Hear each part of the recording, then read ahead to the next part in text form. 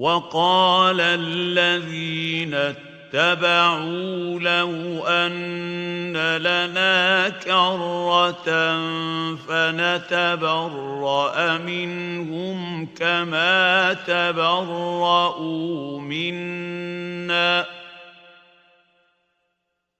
كذلك يريهم الله أعمالهم حسرات عليهم وما هم بخارجين من النار.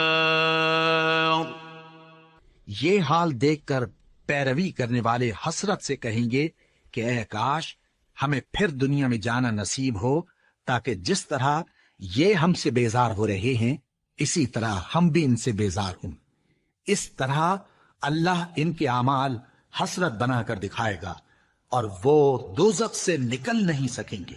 Those who followed will say, if only we had another turn at worldly life so we could dissociate ourselves from them as they have dissociated themselves from us.